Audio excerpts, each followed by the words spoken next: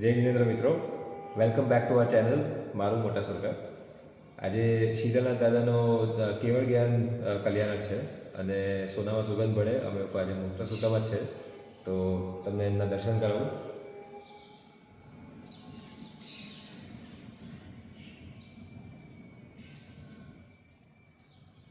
અને એમના દર્શન કરવાની સાથે આજે આપણે મુલાકાત લઈશું આપણા મોટા સુરકાના સંતપતિ શ્રી મનીષભાઈ શાહ. મનીષભાઈ પધારો. સો મનીષભાઈ, આપણે આજે કેવળ જ્ઞાન કલ્યાણક છે શીતલનાથ દાદાનો, આપણે મોટા સુરકામાં જ છે અને આજે બહુ મસ્ત અષ્ટપ્રકારી પૂજા કરી સવારથી. આટલો મોટો લાભ મને લગભગ તો આજ સુધી મળ્યો નથી. So thank you very much એની માટે. અને બે ત્રણ વસ્તુ તમારી સાથે વાર્તાલાપ કરવી હતી અને બધા યાત્રિકોને પ્રેરણા આપી શકો તમે એની માટે બે ત્રણ ક્વેશ્ચન્સ મારા. સો પહેલો ક્વેશ્ચન એ છે કે તમે સંતપતિ છો આપણા શ્રી શરી કોલેજ સંઘના, તો તમે યાત્રિકોને શું કહેવા માગો છો કે તમે સંતપતિ કેમ બન્યા, તમારે હવે કેવી રીતે આ સંગોત્સવને મનાવો છો? આપણા મોટા સુરકા ગામના પાદરમાંથી ઘણા બધા સંઘો નીકળે છે, ભાવનગર નીકળે છે, બધા જ મોટા સુરકાથી નીકળે છે. તો આપણને પણ એમ થયું કે ચલો આપણા ગામમાંથી એકવાર સંઘ નીકળે તો સારું એમ. તો એ સંઘને પણ અચાનક યાદ આવી ગયો સંઘ કે આપણે પણ બધા વડીલો બધા કે આપણા મોટા સુરકા ગામમાં આપણે સંઘ કાઢશું એમ. અને જોગાનુજોગ નિવૃત્તિચંદ્ર શ્રી મહારાજ આવ્યા, એમણે પ્રેરણા આપી અને બધાને શ્રીખંડની બાધા આપી કે જ્યાં સુધી સંઘ ન નીકળે, છરીવાળી સંઘ ન નીકળે ત્યાં સુધી બધાએ શ્રીખંડની બાધા લ્યો. એક વર્ષની બાધા લ્યો એટલે બધાએ શ્રીખંડની બાધા લીધી એમ.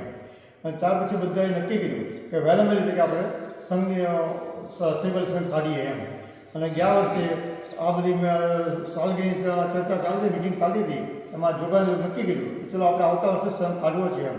અને એમાં બધા જ બેઠા સાથે અને સંઘપતિ બધા બનાવવાનું નક્કી કર્યું અને તાત્કાલિક ઓન ધ સ્પોટ 20થી 22 સંઘપતિના નામ આવી ગયા એમ. એટલે અમને પણ એમ થયું કે ચલો આપણે પણ સંઘપતિ બનીએ, આપણને હવે ક્યારે લાભ મળશે એમ. નહીં, ખૂબ સરસ, ખૂબ ખૂબ અનુભવના. મનીષભાઈ, તમે મોટા સુરકાનું બધું હિસ્ટ્રી જાણો છો, ઘણા વર્ષોથી તમે અહીંયા ઓબ્વિયસલી છો તમે, અને તમે બધું જોયું છે. અમે કદાચ મુંબઈથી જાણ્યું હશે, તમે તો જોયું છે. તો છેલ્લા 15 વર્ષનું મોટા સુરકાનું જર્ની વિશે તમારે શું કહેવું છે? છેલ્લા 15 વર્ષ તો જાણે પેલા આપણું જૂનું દેશર હતું કે દાદાને બહુ જ આશા ના થઈ હતી.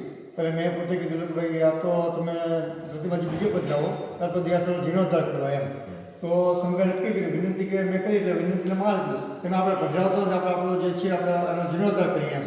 એટલે તાત્કાલિક જીર્ણોદ્ધારનો નક્કી કર્યું અને બધા ભેગા થઈને જીર્ણોદ્ધાર શરૂ કર્યો અને ત્યારે તાત્કાલિક શરૂ કર્યું. ત્યાર પછી અને ચકાચકા વર્ષ જગલસિંહ માસે અમે નિશ્રામાં આપણે અત્યારે ભવ્ય દેશ આપણે બનાવ્યું, સંકુલ બનાવ્યું, સારામાં સારું સંકુલ બનાવ્યું છે એમ.